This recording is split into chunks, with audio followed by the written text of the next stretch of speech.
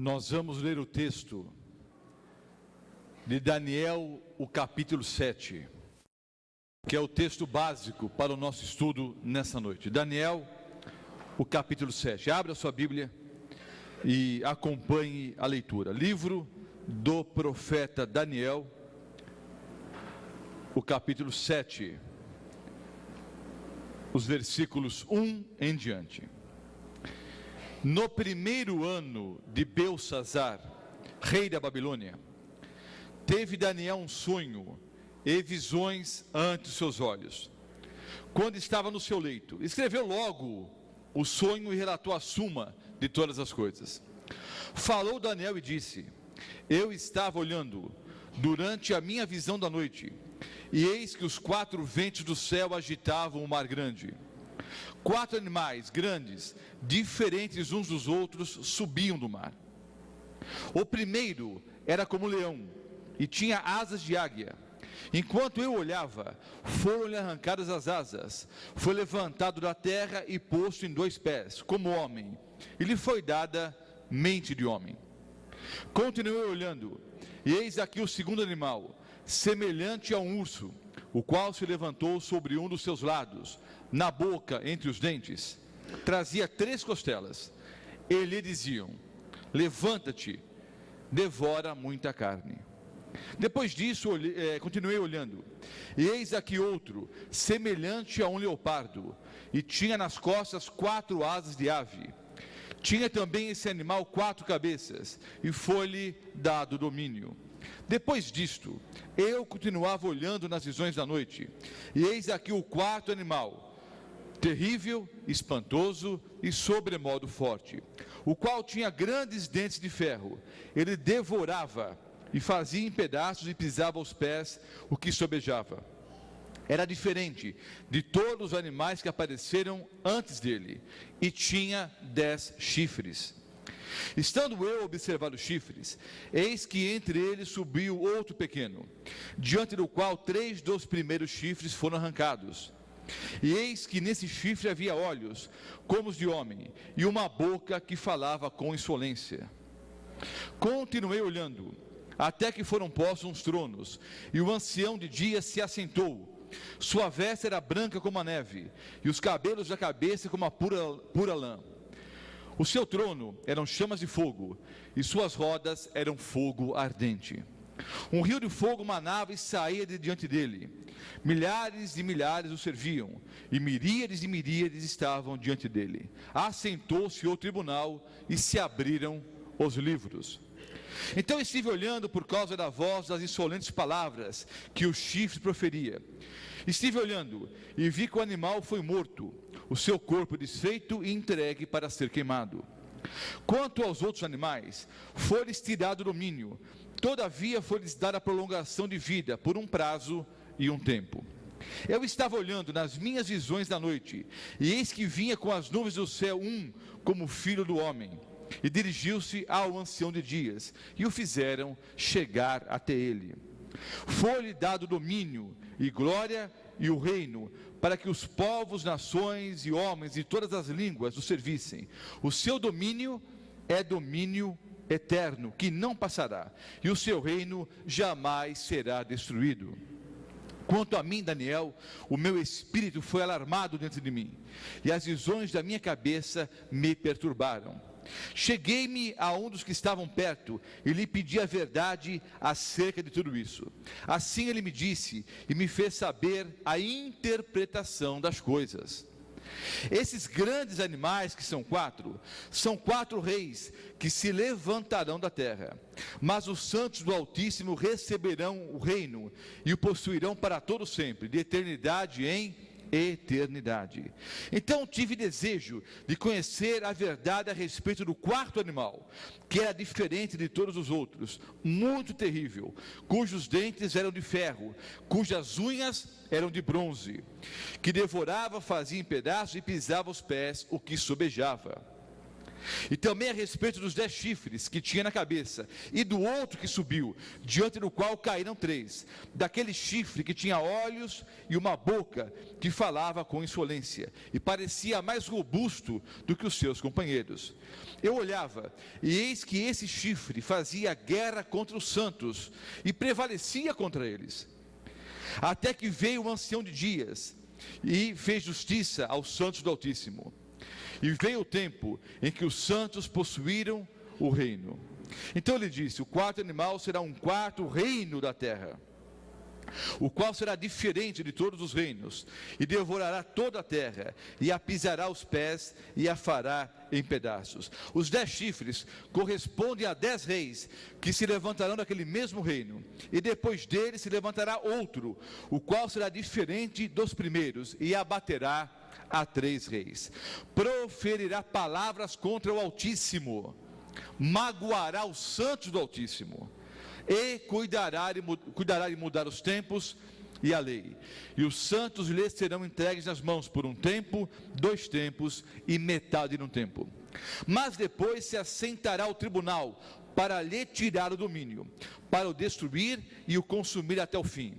O reino e o domínio e a majestade dos reinos debaixo de todo o céu serão dados ao povo dos santos do Altíssimo. O seu reino será reino eterno, e todos os domínios o servirão e lhe obedecerão. Aqui terminou o assunto. Quanto a mim, Daniel, os meus pensamentos muito me perturbaram, e o meu rosto se empalideceu, mas guardei essas coisas no coração. Nós lemos os 28 versículos de Daniel, o capítulo 7. E nós vamos estudar nessa noite a maioria dos versículos. E parte de Daniel, capítulo 7, nós vamos estudar em outras 2 aulas que apresentaremos no futuro. Nós teremos uma aula especial sobre o juízo divino, e uma outra aula sobre o selo de Deus e a marca da besta, mostrando quem é o anticristo. Daniel capítulo 7 traz, no seu relato, a cena do juízo e também a cena do anticristo. Nós vamos mencionar alguma coisa na palestra de hoje, mas voltaremos a Daniel capítulo 7 para estudarmos especialmente o juízo divino e também a respeito da marca da besta e o anticristo. Há 3 características comuns entre Daniel e Apocalipse. O tema geral das palestras é profecias para o tempo do fim.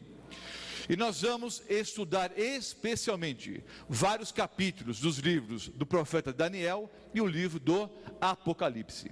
Há várias características comuns entre os livros proféticos de Daniel e Apocalipse. Nós vamos apresentar agora 3 características comuns, básicas, entre esses 2 livros. Primeira característica: a teologia estruturada no tempo.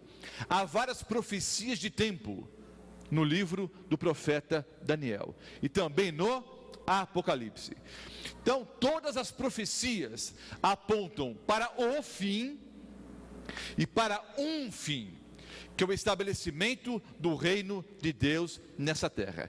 Então, todas as profecias bíblicas apontam para o fim e para um fim, que é o estabelecimento do reino de Deus nessa terra. Uma segunda característica é a teodiceia cristocêntrica. O que é teodiceia? Nós, numa aula passada, falamos sobre a origem do mal e a queda do homem, como o pecado originou-se no universo e como o pecado entrou nesse planeta. Teodiceia, queridos, é a justificação do caráter de Deus, porque há essa ideia: se Deus é bom, por que existe o mal? Já foi tema de um estudo numa aula anterior. Mas as profecias mostram que Deus é bom, que Deus é Pai, que Deus é amoroso, que Deus não é ocupado pela situação que o mundo se encontra hoje, e que Ele tem um plano, o plano de estabelecer o seu reino, que jamais terá fim. Quando finalmente o caráter de Deus será de uma vez por todas, vindicado em todo o universo. Já o foi na cruz do Calvário. Mas o Senhor Deus vai estabelecer o seu reino, que jamais terá fim. O terceiro princípio, que é o mais importante para a aula de hoje, é o princípio da repetição crescente. É simples de entender, mas prestem atenção. O que é o princípio da repetição crescente? As profecias bíblicas se repetem, mas é uma repetição crescente. O que significa isso? A ideia é repetida, mas mais alguns detalhes são acrescentados. O Senhor Deus repete uma profecia que ele já havia apresentado, só que agora revela alguns detalhes a mais. E o exemplo clássico é Daniel capítulo 2 e Daniel o capítulo 7. São dois capítulos que exemplificam claramente esse princípio. Daniel capítulo 7 repete Daniel capítulo 2, com símbolos diferentes, é verdade, mas há a repetição dos eventos preditos em Daniel capítulo 2.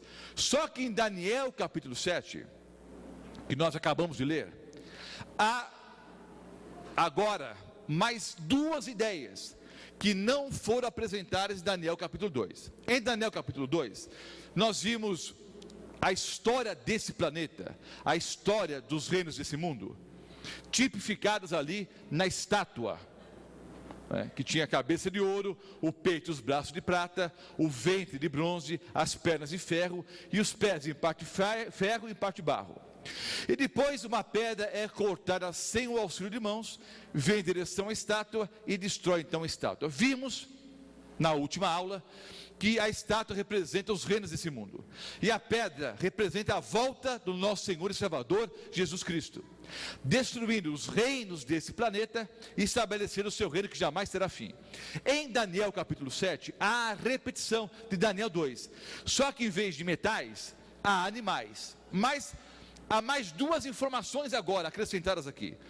Há a cena do juízo final, há a cena do juízo divino, e há também a ideia do anticristo, de um poder que se rebela contra Deus e persegue os santos do Altíssimo. Esse princípio da repetição crescente, você pode também entender comparando Daniel 7:25 com Daniel 8:23 a 25. Daniel 7:25 é repetido em Daniel 8:23 a 25. Depois Daniel 8:23 a 25 é repetido em Daniel 11:31 a 45.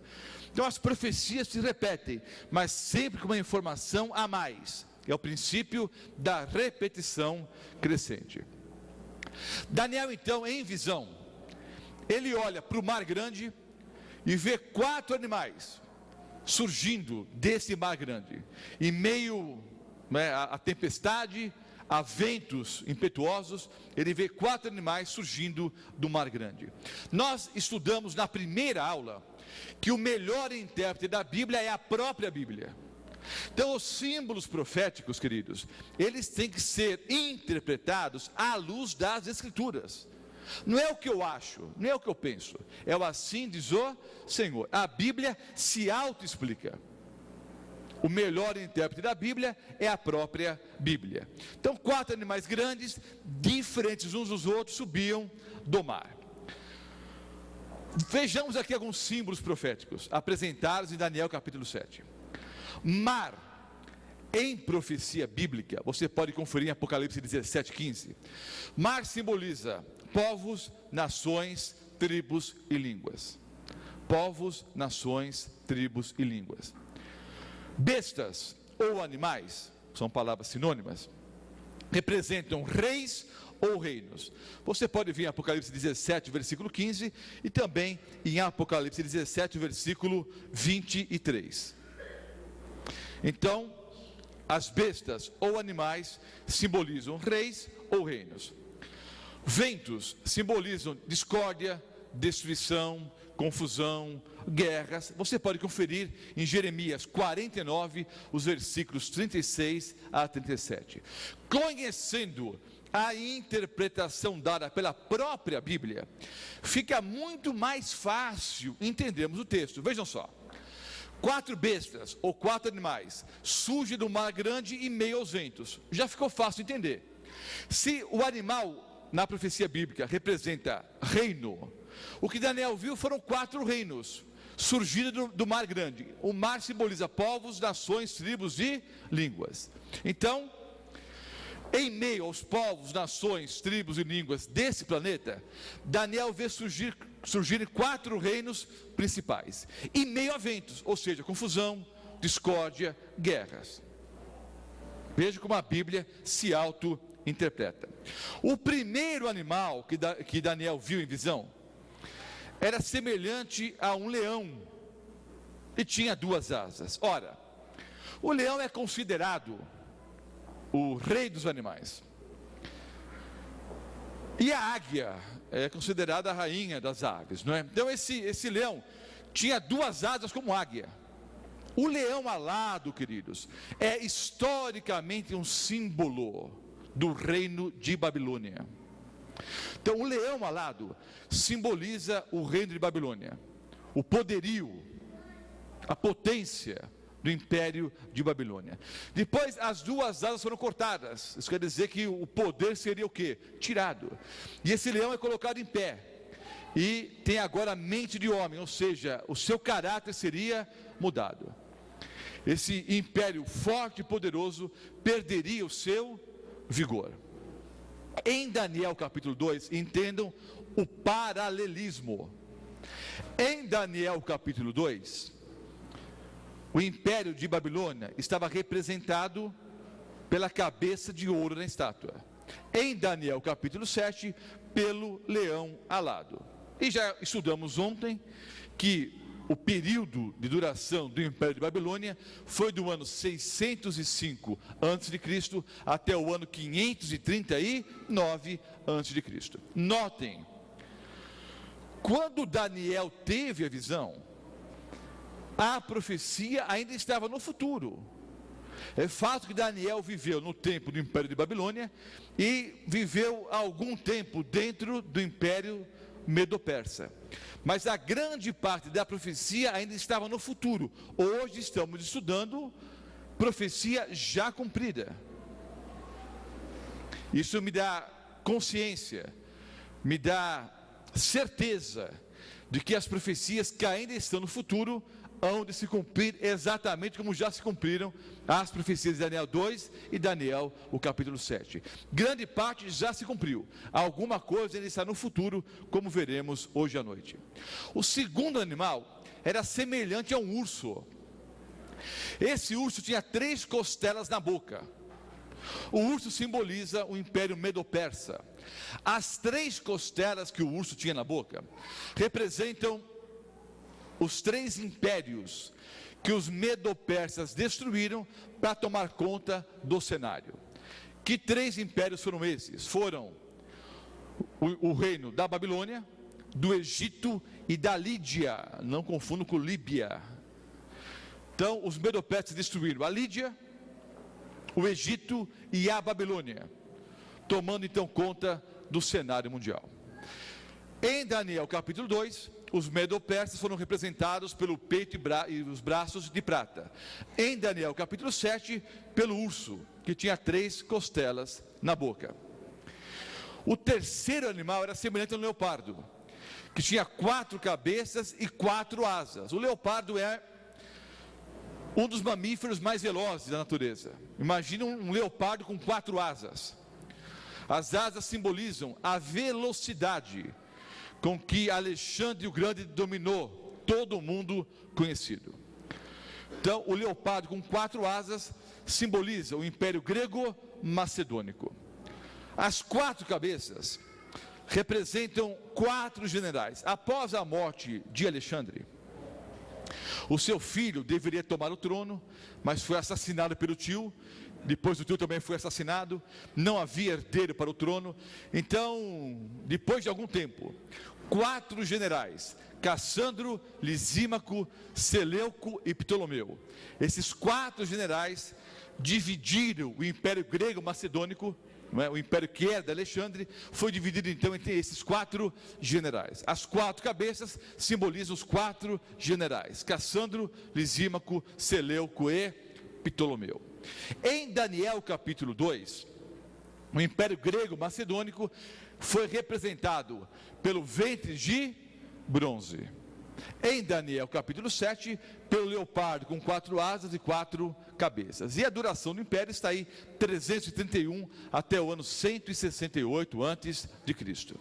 O 4º animal era terrível, espantoso, sobremodo forte. Nós não temos ideia de como era esse animal. Na concepção do artista que fez aqui o desenho, o animal seria mais ou menos dessa forma. Mas a Bíblia diz que era um animal terrível, espantoso, sobremodo forte, que tinha 10 chifres. Esse animal terrível, espantoso, sobremodo forte, é um símbolo do Império Romano. Em Daniel capítulo 2, o Império Romano tipificado pelas pernas de ferro. Em Daniel capítulo 7, pelo animal terrível, espantoso, sobremodo forte. O Império Romano dominou o mundo conhecido do ano 168 a.C. até o ano 476 depois de Cristo. Vocês conseguiram enxergar até aqui o paralelismo? Em Daniel 2 e Daniel 7, o Senhor Deus apresentou a história dos reinos deste mundo.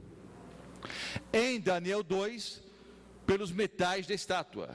Em Daniel capítulo 7, com 4 animais. Agora vejam, em Daniel capítulo 2, os pés da estátua eram em parte barro e em parte ferro, representando as tribos que destruíram o Império Romano, dividiram o Império Romano em várias tribos, dando ao longo da história, surgindo ao longo da história, os países como temos hoje na Europa.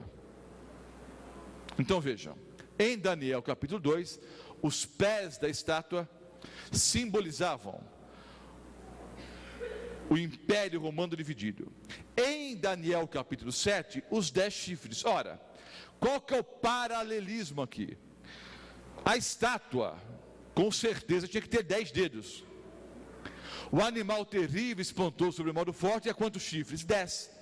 Então, os 10 dedos de Daniel capítulo 2 têm o seu paralelo em Daniel capítulo 7, nos 10 chifres. Então, cada chifre do animal terrível, espantoso, sobremodo forte, que representava o Império Romano, esses 10 chifres representam 10 reis ou 10 reinos. Daniel 7, versículo 24. Estudamos ontem à noite que a Europa dividida, do ano 476 até a segunda vinda de Cristo. Vimos ontem, ouvimos na aula anterior, que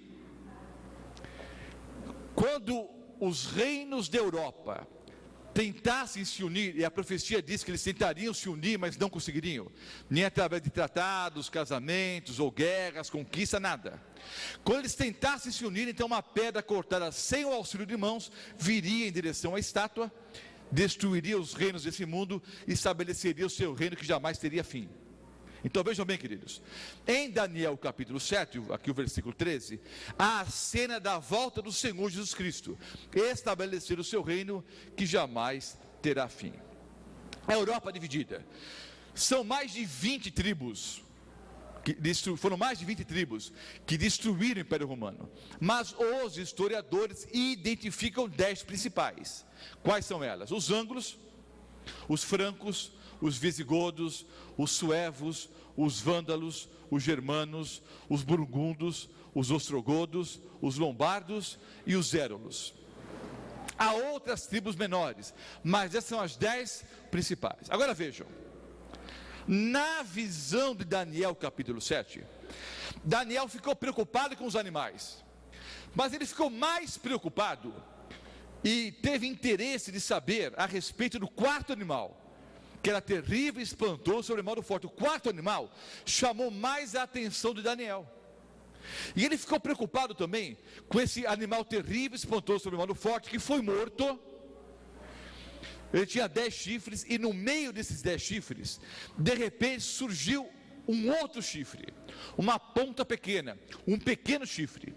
Quando esse pequeno chifre começou a surgir, 3 outros chifres foram arrancados. E esse pequeno chifre cresceu e tornou-se mais robusto, mais forte que os seus companheiros, tornou-se mais forte que os outros chifres. E esse chifre tornou-se um poder tão grande que começou até a blasfemar contra Deus e perseguiu os santos de Deus. Vejam bem, queridos, o animal terrível, espantoso, seria morto. O Império Romano passaria. Os 10 chifres tomariam conta do cenário, então, na Europa dividida. Na Europa dividida pelos 10 chifres, de repente surgiria um outro poder, diferente dos outros, porque nesse chifre havia olhos como de homem e uma boca que falava com insolência. Os primeiros 10 chifres são poderes políticos.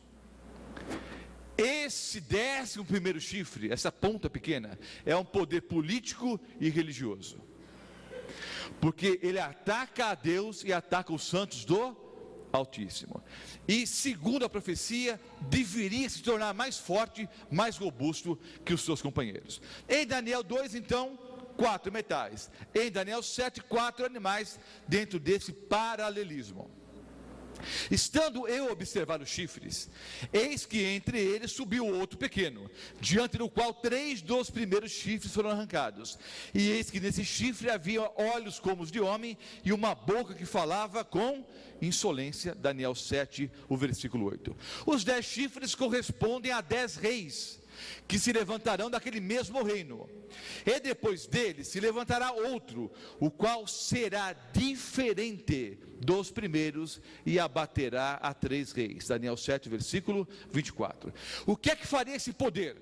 O que faria esse pequeno chifre, que iria crescer e tornar-se mais forte que os seus companheiros?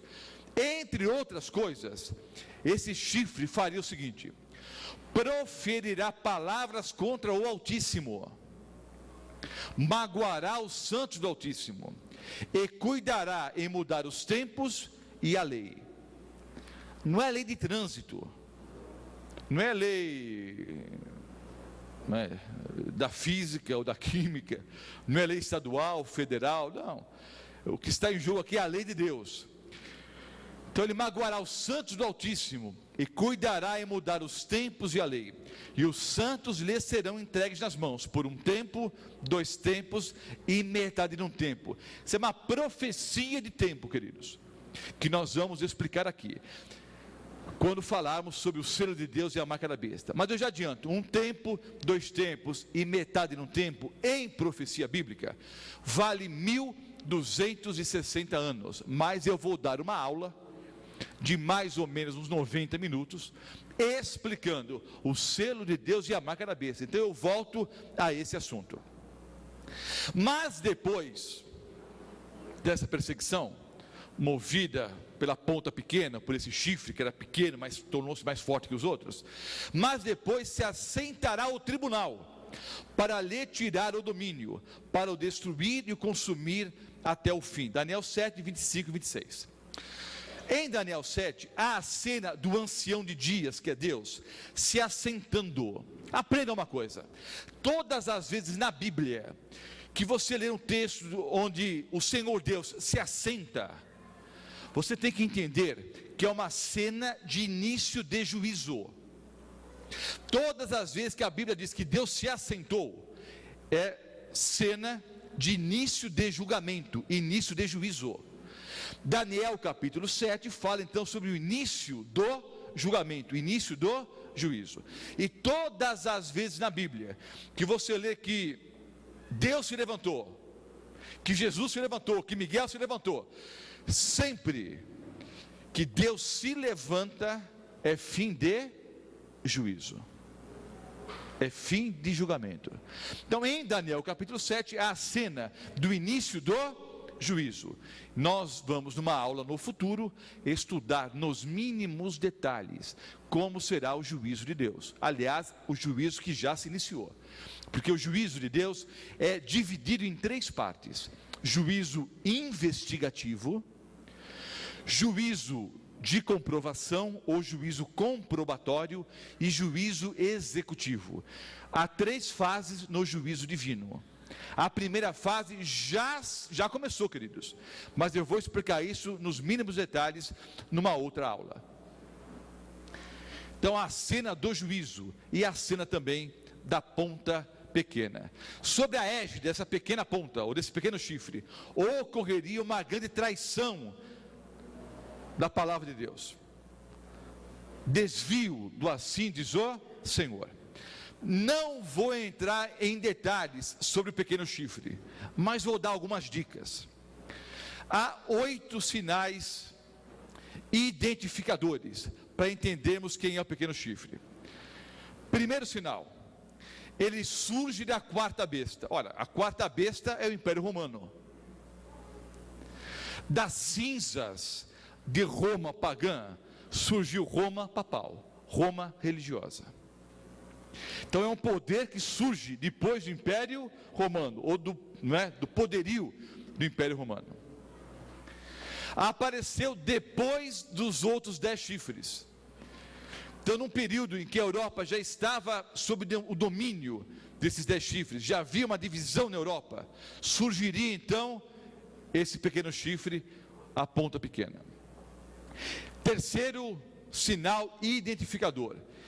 Ele era pequeno quando foi contemplado pela primeira vez, mas com o passar do tempo veio a tornar-se mais robusto do que os seus companheiros. Quarto sinal. Diante desse chifre deveriam cair 3 outros, de modo que diante do seu aparecimento, esses 3 foram arrancados. Os 3 chifres, ou os 3 reinos que foram arrancados, foram os Érulos, os Vândalos e os Ostrogodos. Os Érulos, os Vândalos e os Ostrogodos eram arianos e se opunham à doutrina papal. Então havia um conflito entre os Érulos, os Vândalos e os Ostrogodos, e essa ponta pequena que estou dizendo explicitamente que é o poder de Roma papal. E depois de muitas guerras e alianças, do Papa com outros imperadores, esses 3 reinos foram destruídos: os Érulos, os Vândalos e os Ostrogodos. Mas eu volto em detalhes numa próxima aula. Quinto sinal identificador. Nesse chifre havia olhos como os de homem e uma boca que falava com insolência, dirigindo palavras contra o Altíssimo. Versículos 8 e 25. Ele haveria de magoar ou destruir os santos do Altíssimo. Uma das pretensões desse poder, que eu já disse quem é Roma religiosa, Roma papal. Uma das pretensões seria mudar os tempos e a lei. E foi-lhe concedido um poder especial durante um tempo, 2 tempos e metade de um tempo, exatamente 1260 anos, que nós vamos estudar numa próxima aula. É exatamente o tempo da chamada Santa Inquisição, da supremacia papal e da perseguição que a Igreja Católica Apostólica Romana moveu contra os verdadeiros cristãos, os verdadeiros santos. Não fiquem surpresos, não fiquem assustados, não fiquem bravos com o pastor Mota. O próprio Papa João Paulo II veio a público, obviamente antes da morte, ele veio a público pedir perdão dos milhões de pessoas, milhões de cristãos que a Igreja Católica Apostólica Romana matou na chamada Santa Inquisição. Isso é histórico e a própria Igreja Católica reconhece. Então, queridos, das cinzas de Roma pagã surgiu Roma papal, que é o poder da ponta pequena, de Daniel capítulo 7, que eu vou explicar nos mínimos detalhes numa outra aula.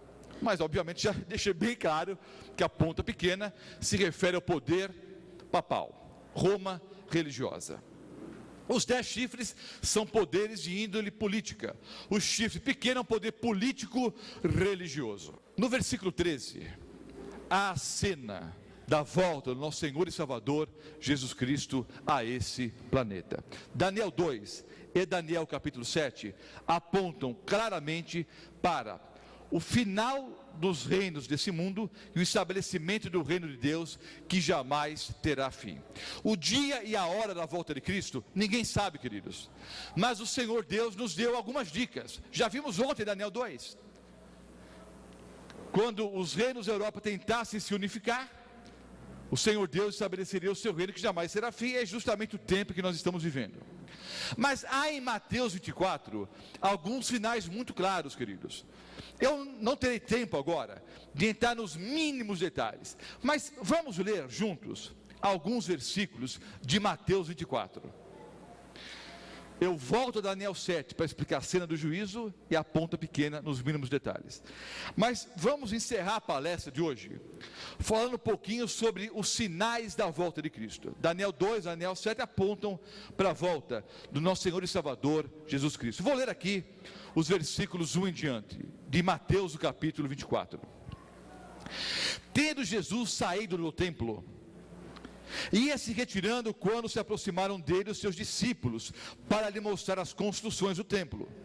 Ele, porém, lhes disse: não vedes tudo isso? Em verdade vos digo, que não ficará aqui pedra sobre pedra que não seja derribada. Então notem, a primeira profecia de Mateus 24, profecia do nosso Senhor e Salvador Jesus Cristo, em relação ao templo de Jerusalém, é que não ficaria pedra sobre pedra. O grande orgulho dos judeus era o templo. Jesus disse: não ficará aqui pedra sobre pedra. Pergunto, a profecia cumpriu-se ou não? Cumpriu-se. No ano 70, ou seja, em mais ou menos 40 anos após a morte do nosso Senhor e Salvador Jesus Cristo, os soldados romanos cercaram Jerusalém. Depois de muito tempo de cerco, eles finalmente invadiram a cidade. E havia uma ordem do general romano Tito: eles não deveriam invadir o templo. Podiam matar, saquear, mas não deveriam invadir o templo. Só que alguns sacerdotes e outros judeus se refugiaram no templo. Os soldados romanos então, contrariando a ordem do próprio general, invadiram o templo, atearam fogo, e não ficou ali pedra sobre pedra. A profecia do nosso Senhor e Salvador Jesus Cristo cumpriu-se literalmente no ano 70, não ficou pedra sobre pedra. Mateus 24 tem uma dupla aplicação: sinais que deveriam se cumprir antes da destruição de Jerusalém e consequentemente a destruição do templo, mas uma aplicação mais ampla, uma aplicação em relação à volta do Senhor Jesus a esse planeta. Vou ler aqui os versículos 3 em diante. No Monte das Oliveiras, achava-se Jesus assentado, quando se aproximaram dele os discípulos, em particular, e lhe pediram: dize-nos, quando sucederão essas coisas, e que sinal haverá da tua vinda e da consumação dos séculos? Vejam, profecia para o tempo. E ele lhes respondeu: vede que ninguém vos engane, porque virão muitos em meu nome. Vejam aqui os sinais que Jesus predisse: porque virão muitos em meu nome, dizendo eu sou Cristo, e enganarão a muitos. E certamente ouvireis falar de guerras e rumores de guerras. Vede, não vos assusteis, porque é necessário assim acontecer, mas ainda não é o fim. Porquanto se levantará nação contra nação, reino contra reino, haverá fomes e terremotos em vários lugares, porém tudo isso é o princípio das dores. Então sereis atribulados e vos matarão, sereis odiados de todas as nações por causa do meu nome. Nesse tempo, muitos hão de se escandalizar, trair e odiar uns aos outros. Levantar-se-ão muitos falsos profetas e enganarão a muitos. E por se multiplicar a iniquidade, o amor se esfriará de quase todos. Aquele, porém, que perseverar até o fim, esse será salvo. E será pregado esse evangelho do reino por todo o mundo, para testemunhar a todas as nações, e então virá o fim. Antes de continuar a leitura e apresentar aqui os sinais da volta de Cristo, há uma doutrina ensinada por alguns evangélicos, que é uma doutrina totalmente errada. A doutrina é a seguinte: uma vez salvo, salvo para sempre. Isso não é verdade. Versículo 13: aquele, porém, que perseverar até o fim, esse será salvo. Eu posso estar salvo hoje e perdido amanhã? Posso. Então não existe essa ideia, uma vez salvo, salvo para sempre. O que perseverar até o fim, esse será salvo. Versículos 15 em diante. Quando, pois, virdes o abominável da desolação de que falou o profeta Daniel. Veja que Jesus chamou a atenção para o livro do profeta Daniel. Algumas pessoas por aí aplicam as profecias de Daniel para cumprimento até o 2º século antes de Cristo, mas Jesus disse que as profecias de Daniel cumpririam-se quando? No tempo do fim.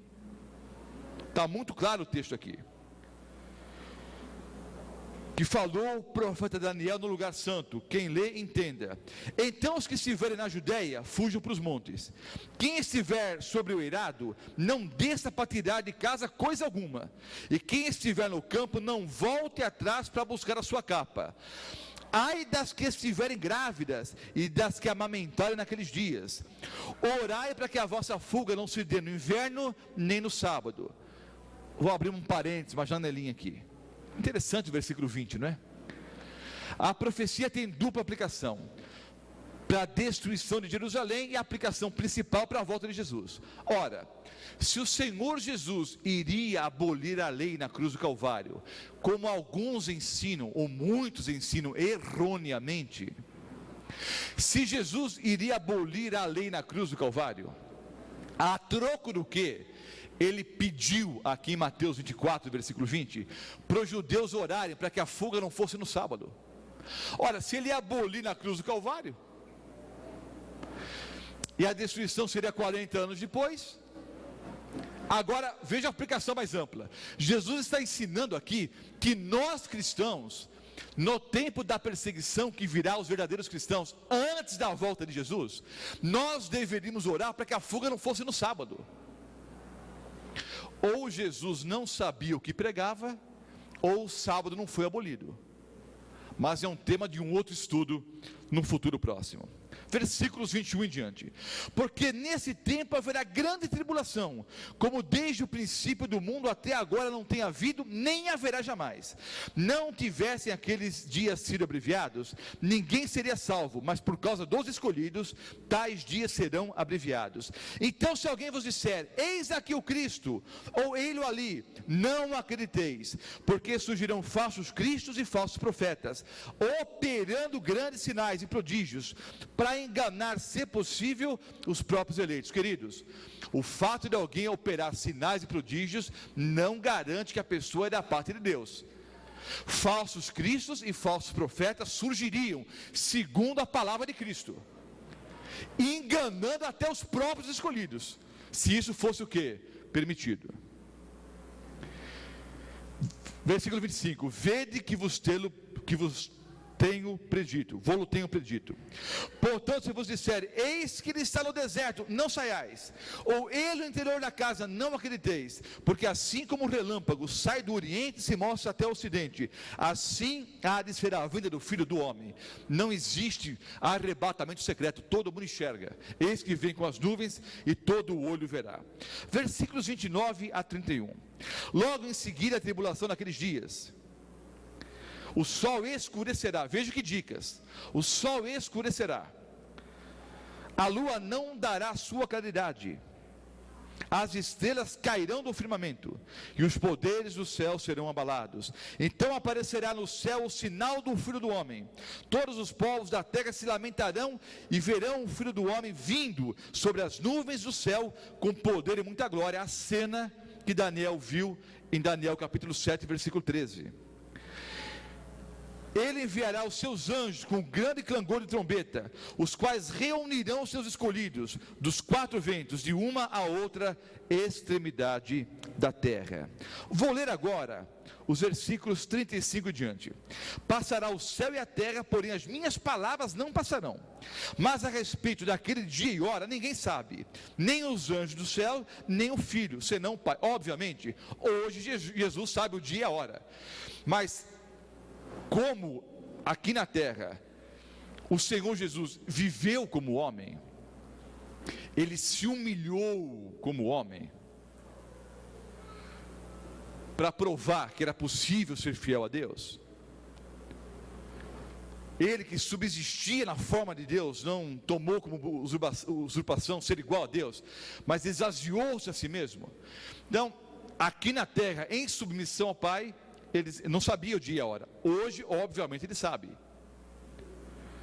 Mas Jesus disse que só Deus sabe o dia e a hora. Versículo 37. Pois assim como foi nos dias de Noé, também será a vida do Filho do Homem.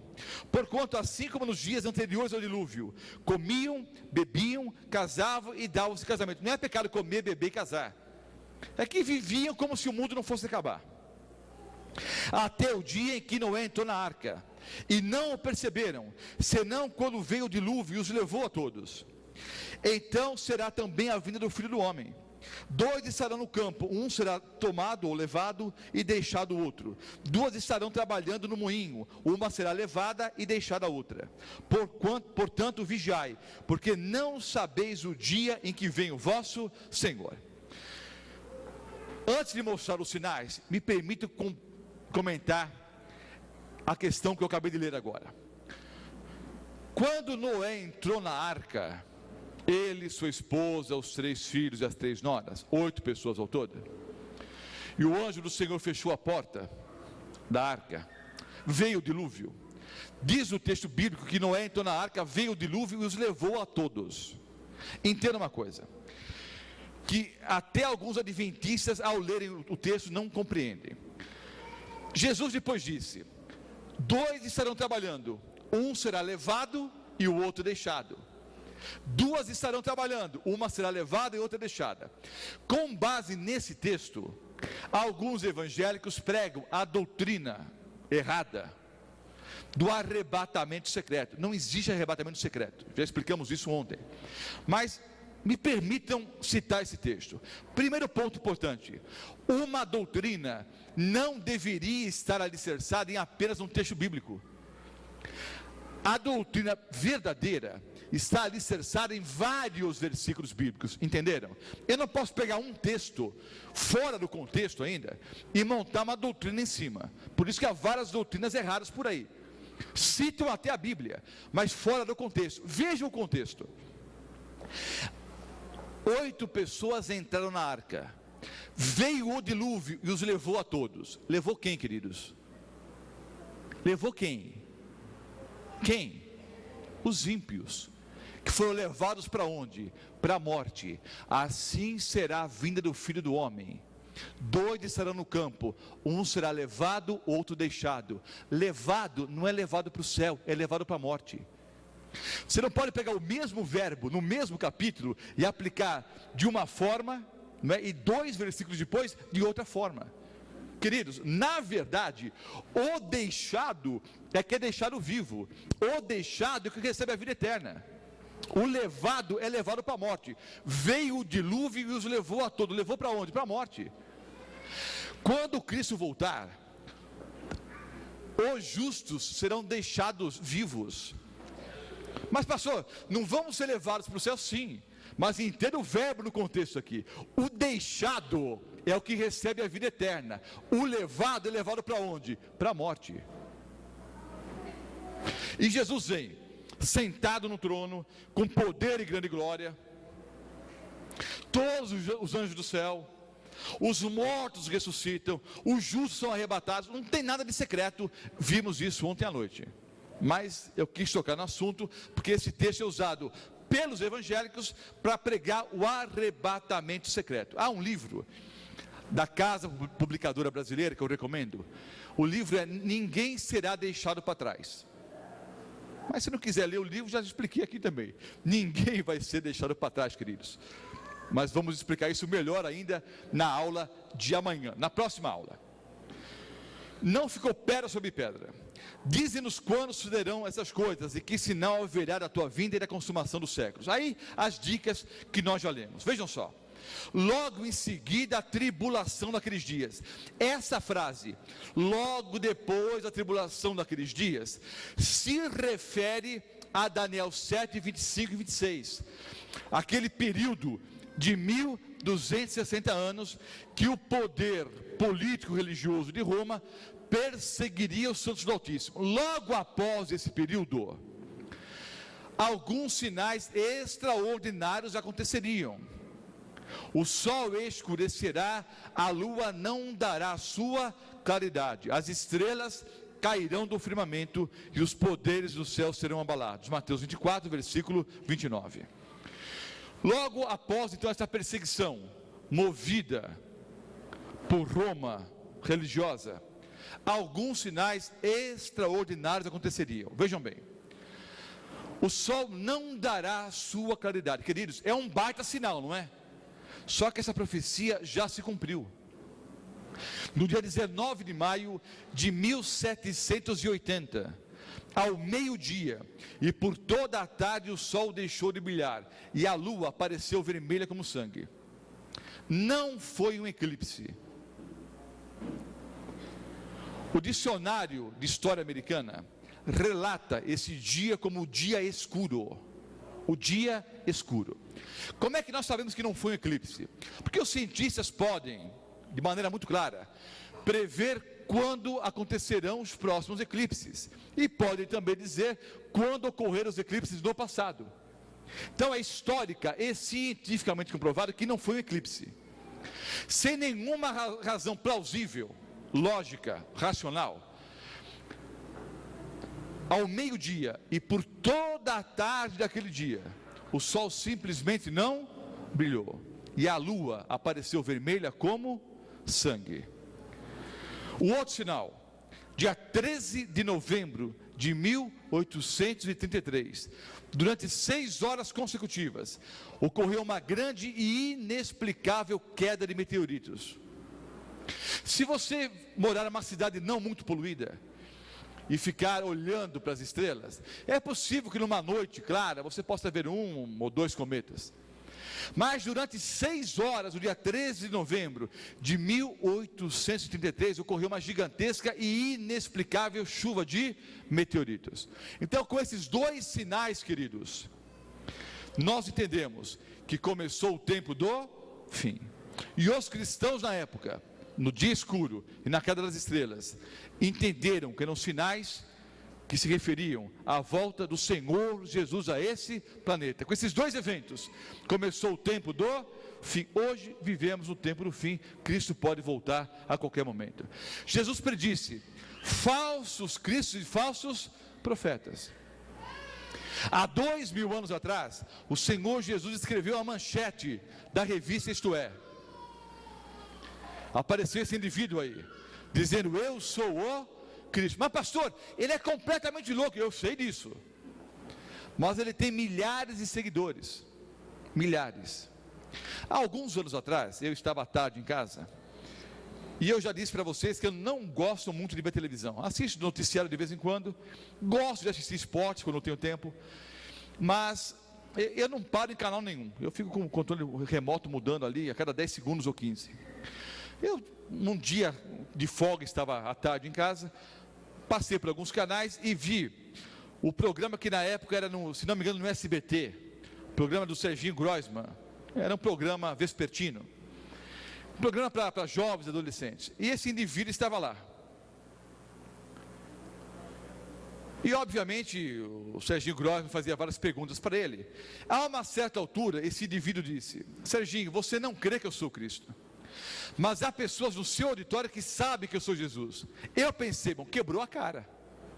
Agora ele se deu mal, porque um auditório composto por jovens, por adolescentes, ele vai virar motivo de chacota. Aí ele lançou o desafio: pode filmar, coloque as câmeras no seu auditório, e eu vou perguntar quantos de vocês sabem que eu sou Cristo. Eu fiquei pasmo quando alguns jovens do que levantaram as mãos. Eu li um artigo algum tempo atrás, não posso confirmar se o artigo é exagerado ou não, mas li um artigo que dizia que só em Los Angeles, na Califórnia, há pelo menos 200 homens que dizem: eu sou Cristo. E todos têm o quê? Seguidores. Falsos cristos e falsos profetas. Queridos, Tem muita gente por aí profetizando nas igrejas, falsos profetas. Tem muita igreja por aí, eu nunca vi, eu nunca assisti, porque eu nunca fui. Mas irmãos de outras denominações, e há vários aqui hoje à noite, e muitos assistindo pela internet e outros ouvindo pela Novo Tempo, pessoas têm me relatado que pastores ou pastoras por aí, por ocasião do culto, ao estarem pregando, não a palavra de Deus, porque pregam tudo menos a Bíblia, dizem que essas pessoas de vez em quando têm revelações, e começam a revelar os pecados das pessoas que estão na igreja ali. Não sei se isso ocorre mesmo ainda por aí ou não. Segundo vários irmãos pentecostais me dizem, isso é muito comum. Deus está me revelando que a irmã tem pecado. Deus está me revelando que o irmão tem pecado.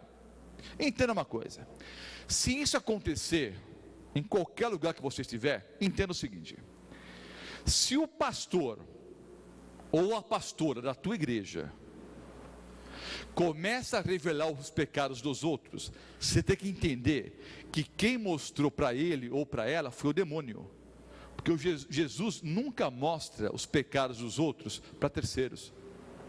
Deus nunca vai me mostrar o seu pecado. O acusador é o demônio.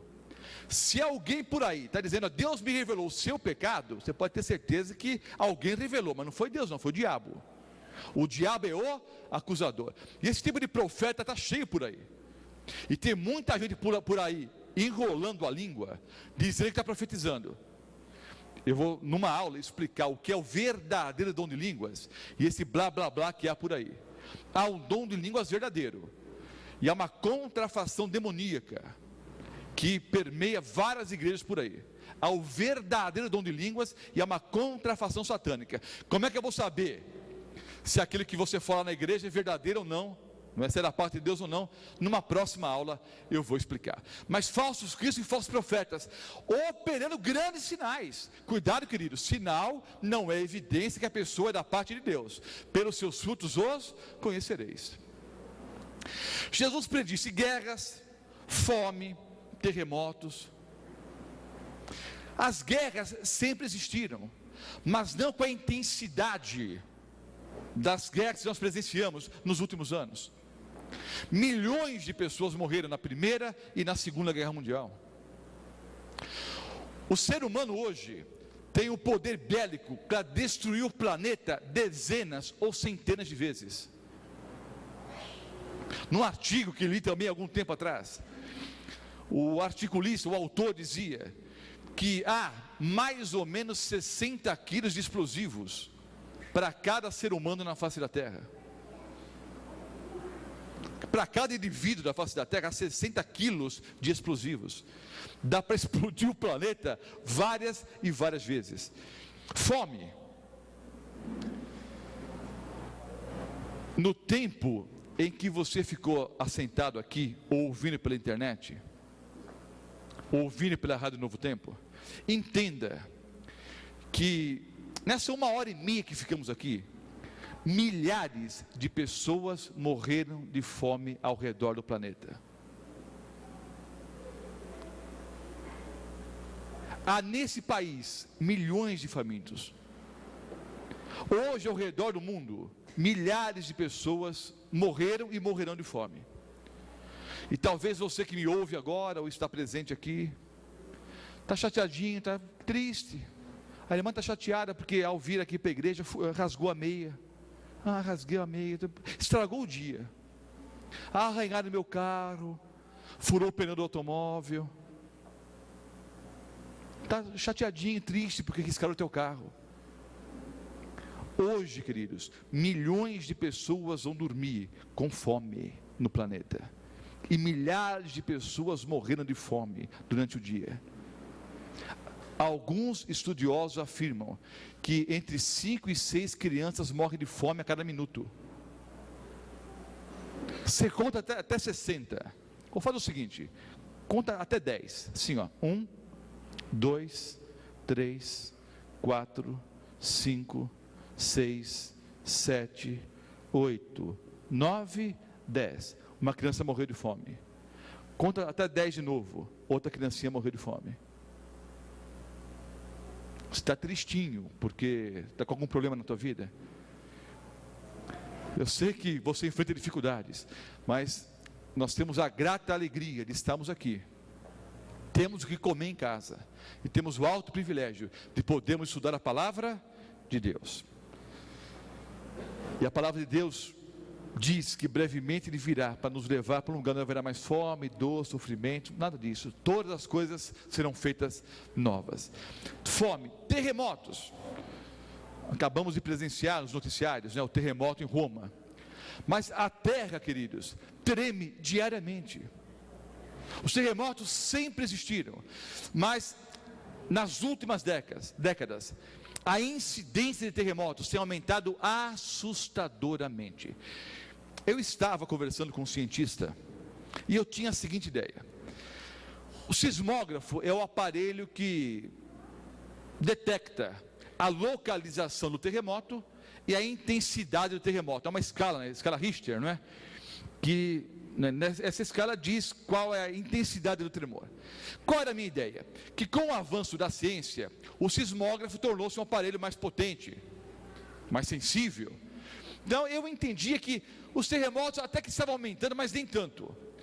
Os cientistas é que estavam, com um poderio tecnológico melhor nas mãos, então tinham mais condições de detectar os terremotos. Mas um cientista peruano me disse que não. Ele me disse que basicamente o sismógrafo é o mesmo aparelho há décadas. Com o passar dos anos, com o avanço da ciência, o tamanho do sismógrafo diminuiu, mas a precisão é basicamente a mesma.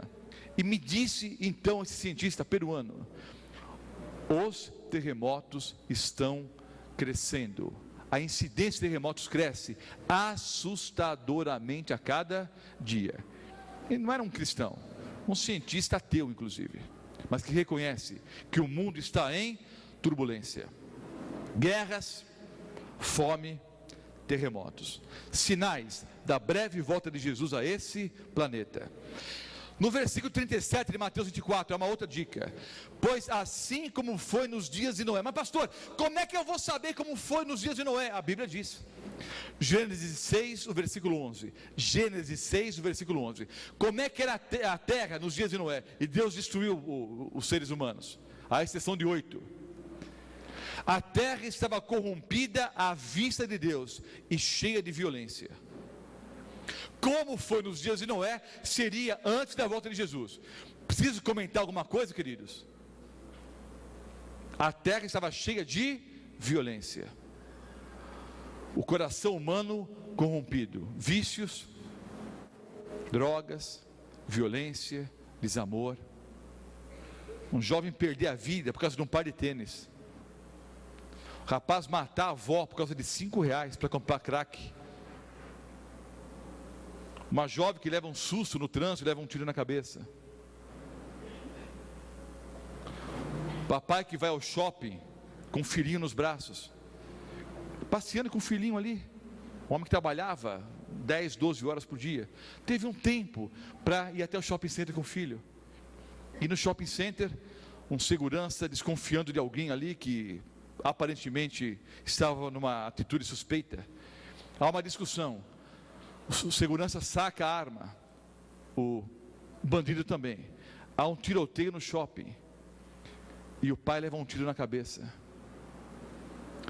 Os delegados são homens que trabalham arduamente e são acostumados com crime, com violência, com dor. Eu vi o delegado chorando quando ele disse que levou 2 horas para tirar a criancinha do pescoço do pai. A criancinha grudou no pescoço do pai e não queria soltar mais. Sabe, queridos, é o mundo que nós vivemos. Eu moro aqui em Rio Preto, 15 quilômetros daqui. Vou pegar meu automóvel, vou chegar em casa vivo? Não sei. Vou chegar em casa com meus familiares com saúde? Não sei.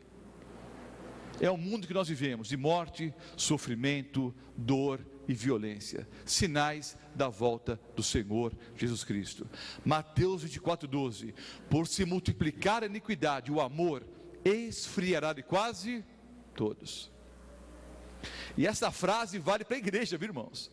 O amor esfriando no meio do cristianismo. O amor simplesmente acabando. Por se multiplicar a iniquidade, o amor esfriará de quase todos. E o último sinal que eu apresento hoje à noite, Mateus 24:14. Será pregado esse evangelho do reino para testemunho a todas as nações, e então virá o fim. O Senhor Jesus voltará a esse planeta, quando o evangelho for pregado a todo o mundo. E hoje, queridos, com internet, com transmissão via satélite, com emissoras de rádio, televisão, hoje o evangelho está sendo pregado rapidamente. Fora vocês que assistem aqui hoje à noite, há centenas e centenas e centenas de pessoas ouvindo pela Novo Tempo e assistindo pela internet. E outras milhares de pessoas vão assistir os DVDs. E não apenas o pastor Mota, há milhares de pregadores dizendo: Jesus voltará a esse planeta. Vivemos nos últimos dias da história da humanidade. Eu vou encerrar com duas breves ilustrações aqui. Eu vou chamar alguém para me ajudar. Vem você aqui. Vem aqui. Não combinei nada com ele, tá? Chamei o rapaz, está bonitão, aquele terno e gravata. Qual é o seu nome? Leandro. Leandro. Olha para o povo ali. Eu vou fazer algumas perguntas, Leandro, tá? Você vai responder sinceramente. Não responda para agradar o pastor Mota, tá? Responda sinceramente. Faz de conta que eu sou o homem mais rico do mundo. Faz de conta. Eles vão ajudar a responder. Eu sou o homem mais rico do planeta. E sou um homem honesto, não é dinheiro roubado não, é dinheiro honesto. Eu me simpatizei com você, você é um rapaz inteligente, de boa família. E eu resolvi que iria ajudar alguém. Então eu decidi ajudar você. Então, Leandro, eu vou te dar $1 bilhão. Não é milhão, é bilhão. Vai dar mais ou menos uns 2 bilhões e 500 milhões de reais. É muito dinheiro. É uma boa, não é? Se eu estiver saindo e alguém disser: pastor Mota, quer R$1? Eu pego, obrigado. Depois não. 2 bilhões e 500 milhões de reais. Dinheiro honesto. Gostei de você, vou te dar essa grana. É uma boa ou não é? É. É uma ótima. Só que tem uma coisa, Leandro, você vai ter que gastar o dinheiro em 30 dias. Vai ter que gastar o dinheiro em 30 dias, um mês. Ah, é impossível, não é não. Olha quantas pessoas interesseiras aí, fora que estão te assistindo agora pela internet. Gente que nunca te abraçou, nunca te beijou, nunca te cumprimentou, vai te abraçar, te beijar. Ô Leandro, meu querido, rapaz, olha, eu nunca falei isso para você, mas olha, eu sempre gostei muito de você, talvez dá para emprestar um aí. Vai aparecer um monte de gente atrás de você. Pode parecer impossível, mas não é. Você precisa gastar 2 bilhões e 500 milhões de reais em 30 dias. Isso vai dar quanto? Vai dar um pouco mais, se minha conta está certa, de 80 milhões de reais por dia, é isso? É. Você tem que gastar mais de 80 milhões de reais por dia. Uns 3 milhões e lá vai bola por hora. É muito dinheiro. Tem que gastar em 30 dias. Sai comprando automóveis importados. Com esse dinheiro, dá para comprar uma boa parte de Mirassol. Fazendas, sítio, hotel, casas por aí, automóveis. Vá a São Paulo, aquelas lojas de carros importados. Entra na loja da Ferrari, por exemplo. E quanto custa? É 800 mil reais. Eu quero 3, uma de cada cor, manda pintar. Sai gastando. Depois dos 30 dias, é uma boa ainda, não é? Sai gastando. 30 dias gastando dinheiro, é uma boa ou não é? É. Depois dos 30 dias, você vai ser preso. Faz de conta. Com esse dinheiro todo, você nunca seria preso. Nem aqui e em nenhum lugar do mundo. Porque não é só no Brasil que tem corrupção, não. Você jamais seria preso com esse dinheiro todo. Mas faz de conta, você vai ser preso. Vamos colocar você numa cadeira elétrica e vamos dar uma descarga elétrica. E você vai morrer eletrocutado, carbonizado.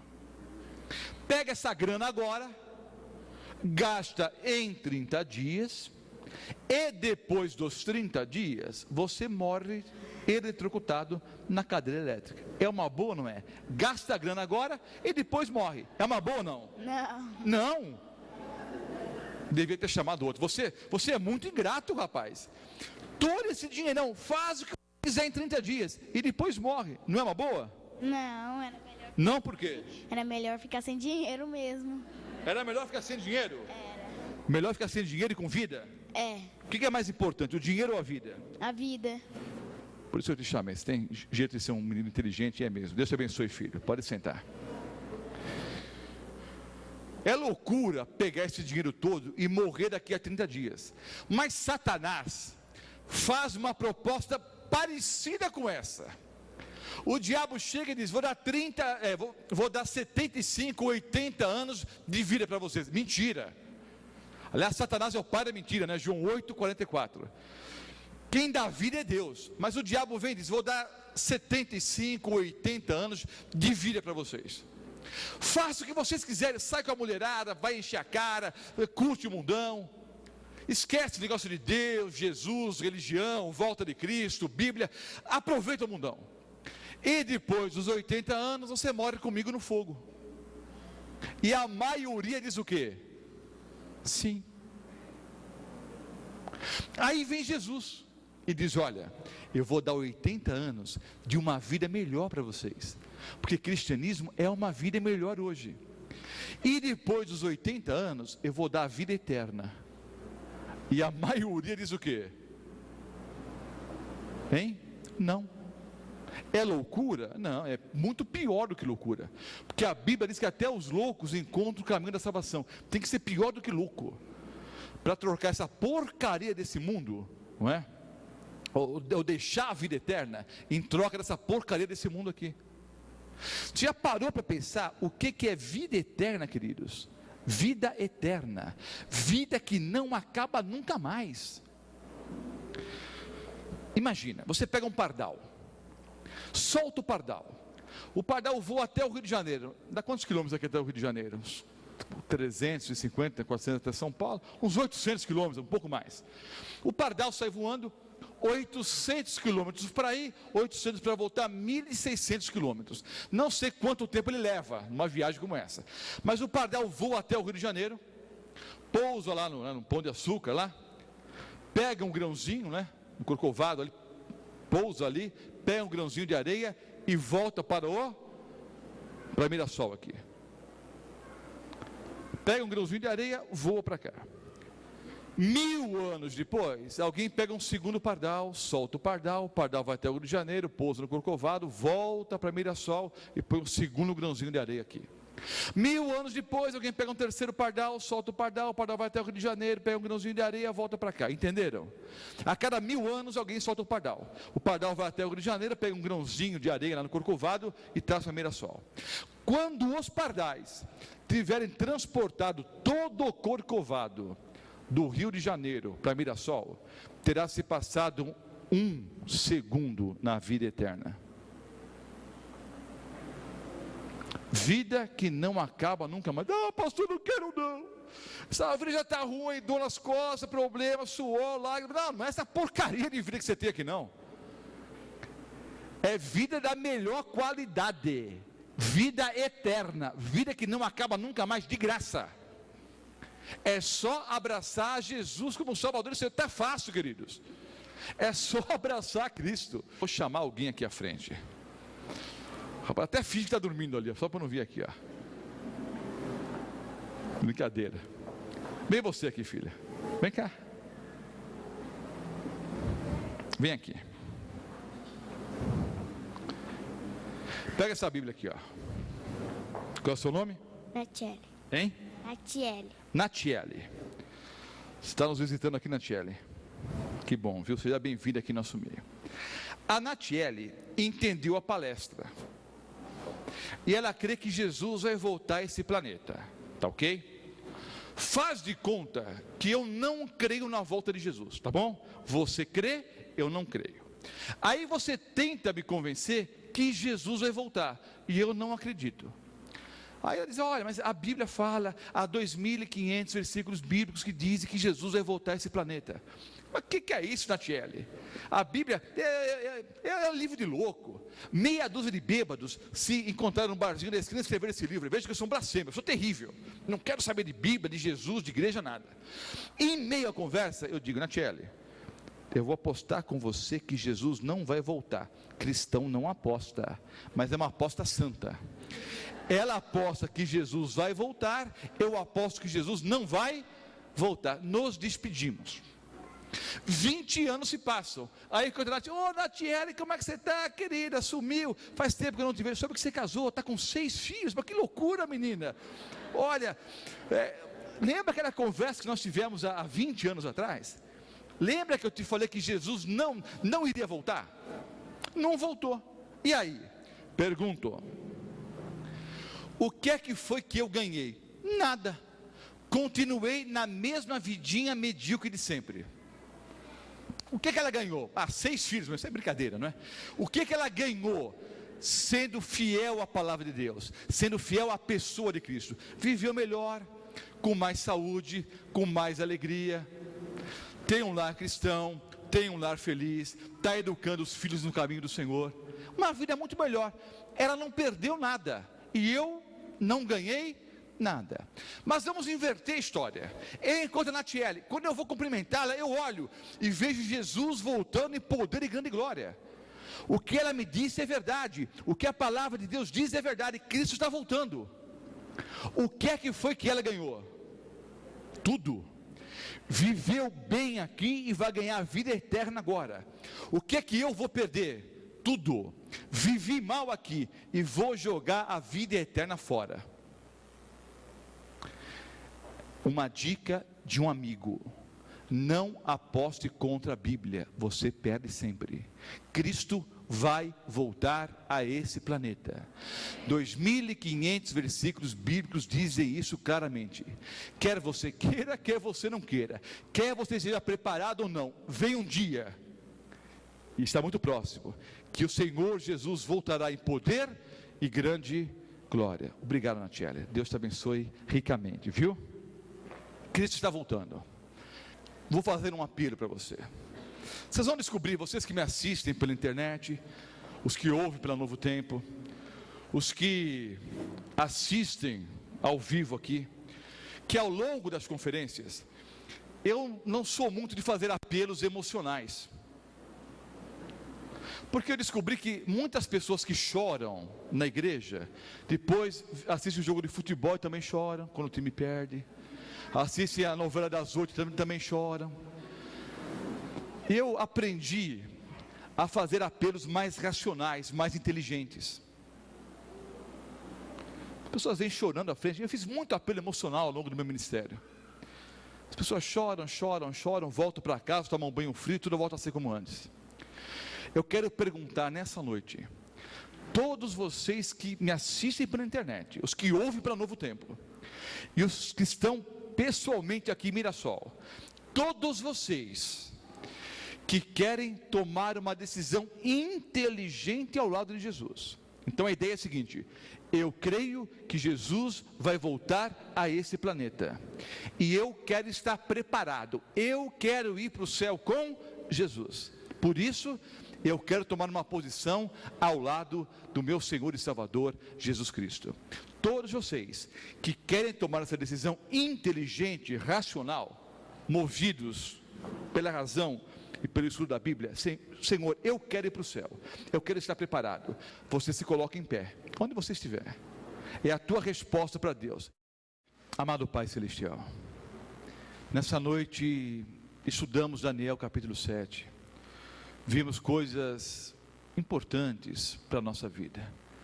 Vimos que o Senhor dirige a história do planeta, vimos que haverá um juízo final, vimos que há um poder terrível que se levanta contra o Senhor, mas o mais importante é que aprendemos mais uma vez que o Senhor Jesus voltará a esse planeta.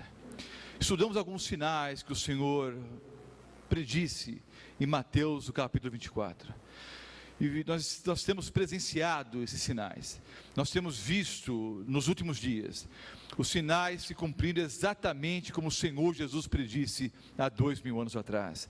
Isso nos deixa muito claro que o Senhor Jesus voltará no futuro muito próximo. Voltará nas próximas semanas, nos próximos meses, não sabemos o dia, mas sabemos que o dia está muito próximo e nós queremos estar preparados. Por isso nos levantamos aqui essa noite, tomando uma posição ao lado de Jesus, para termos, como oramos sempre, uma vida melhor hoje, mas acima de tudo a vida eterna. Tu sabes, Senhor, o que vai em nosso coração.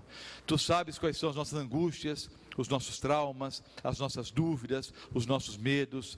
Nós queremos entregar tudo nas mãos do nosso Senhor e Salvador Jesus Cristo. Dá-nos, Senhor, o perdão pelos nossos pecados e faltas. Toma-nos, Senhor, em teus braços de amor e conduza-nos rumo a Canaã celestial. Oramos em nome de Cristo. Amém, Senhor.